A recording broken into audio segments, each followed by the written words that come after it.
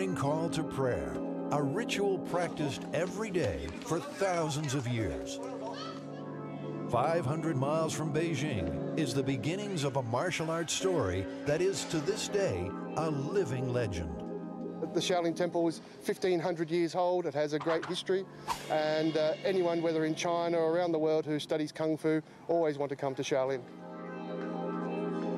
Like the Vatican is to Catholics, like Mecca is to Muslims, Shaolin Temple is both the physical and temporal home to the monks who have honed and refined the martial art we know as Kung Fu.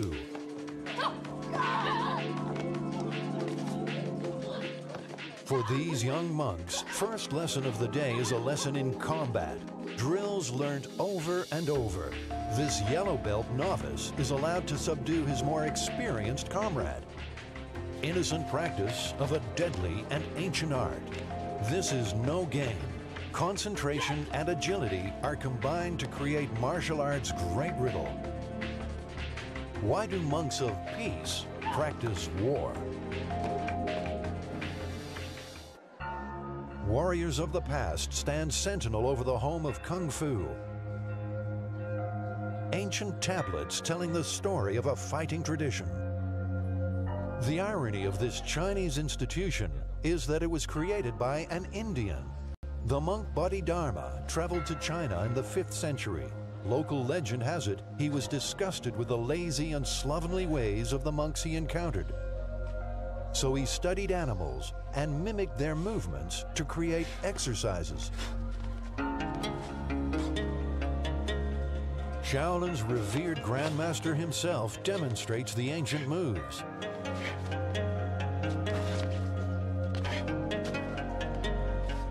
Exercises perfected by the monks as a form of defense against men and wild animals. Kung Fu literally translates as skill from effort. This high-level display by the Grandmaster lost on many of the tourists, unaware of the lineage of this man with an ancient heritage.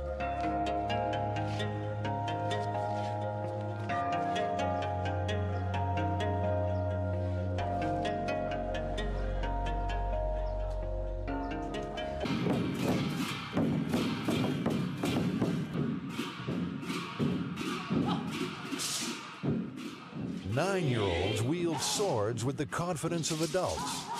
Each monk willing to spend their waking hours studying and practicing the techniques of balance, poise, and strength. A delight for tourists who flock to the spectacle and color of Shaolin, aware that to be treated to these displays by these monks in the ancestral home of Kung Fu is indeed a privilege. Like all martial arts moves, it takes years to perfect. Skilled practitioners make the moves look easy, but beginners soon learn there is more to the kicks and spins than meets the eye. The monk's precision is a skill learned through dedication and training. Kung Fu masters are made, not born. Kung Fu techniques are less about subduing an opponent. Repeated exercises are a form of meditation designed to take the Kung Fu student to a higher level of consciousness. But it's the form of some of these exercises which leave Westerners gaping.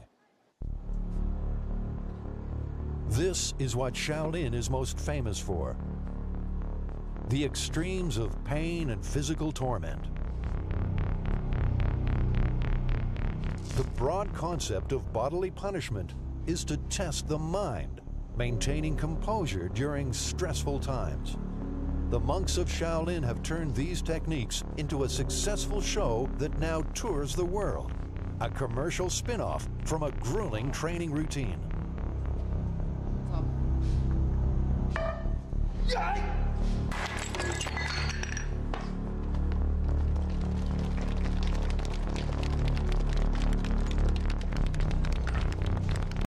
These superhuman skills have at times been rewarded or punished by Chinese dynasties.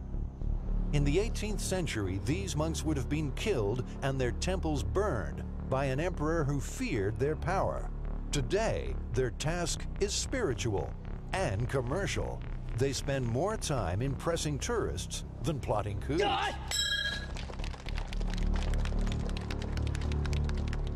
These exercises are not recommended for novices. There is more to them than mind-numbing strength.